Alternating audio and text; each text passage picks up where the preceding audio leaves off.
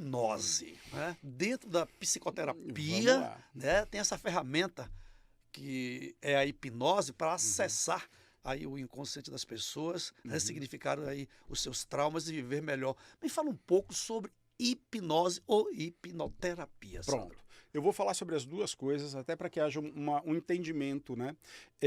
Hipnose é uma técnica, né? É uma ferramenta de acesso ao inconsciente. Ela é uma ferramenta que já vem sendo usada aí desde os tempos mais remotos, com outros nomes, mesmerismo, magnetismo animal, fascinação, e, enfim, tem uma longa trajetória dentro da história do homem. Desde lá de trás, dos egípcios até os dias atuais, a gente tem registros da hipnose como ferramenta.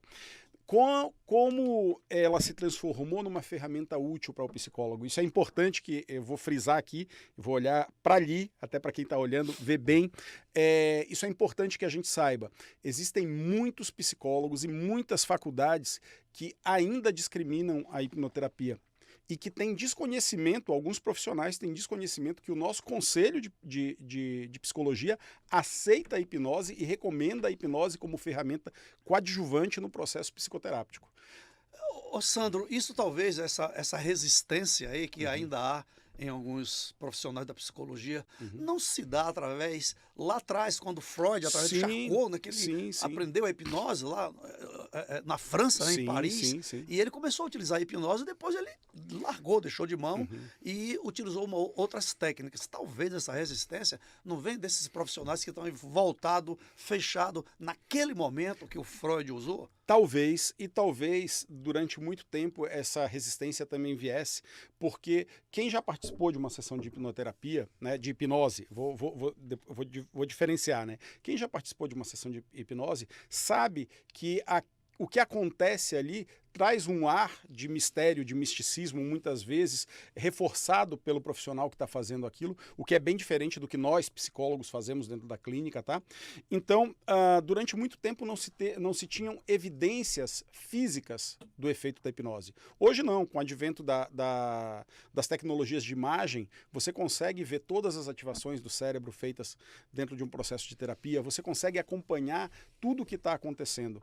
Estimulações que você conseguiria com uma ação real, por exemplo, o sujeito se pendurar na beira de um prédio e olhar para baixo e ativar todo o sistema de defesa dele e todo aquele processo. A gente consegue isso da mesma forma com o sujeito em transe numa poltrona num lugar confortável. E isso foi documentado através de meios de tecnologia de imagem, né?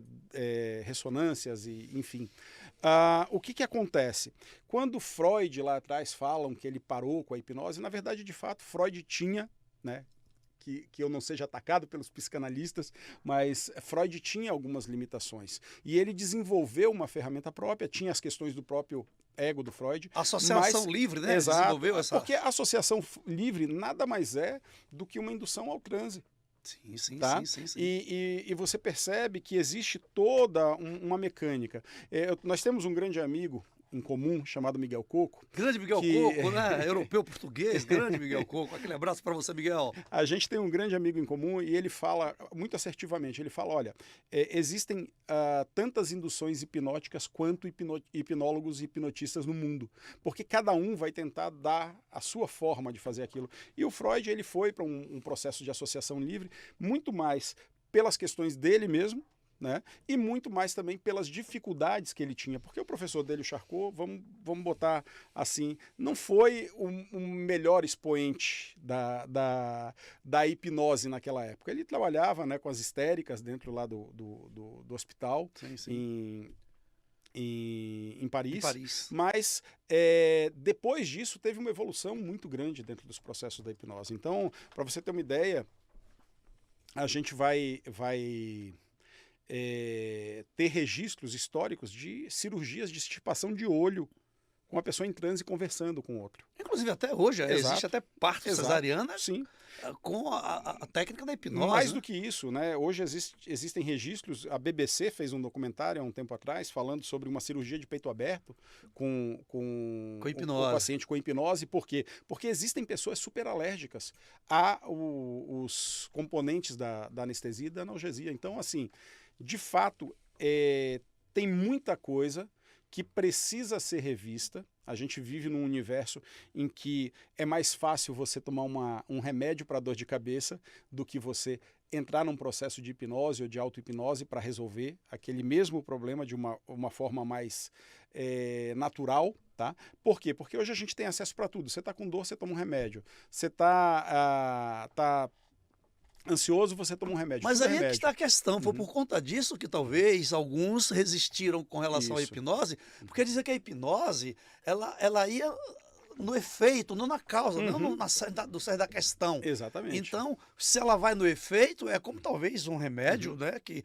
vai no efeito, passa a dor no momento, depois ela volta. Não foi por aí que houve essa resistência? Aí que muda um pouquinho a coisa. Olha só, nós temos casos registrados, por exemplo, eu atuo na clínica com hipnose desde 2011, 2012.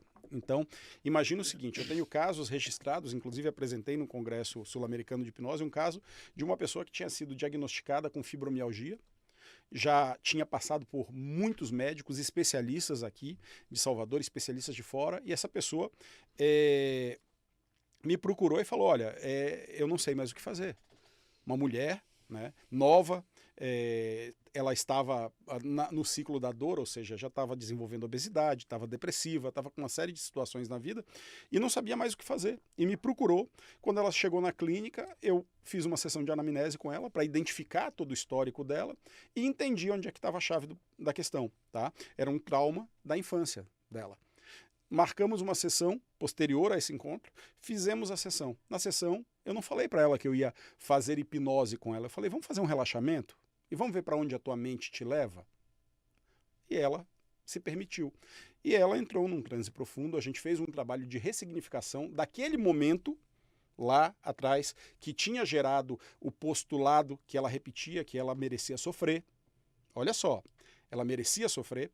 E nós fizemos a ressignificação.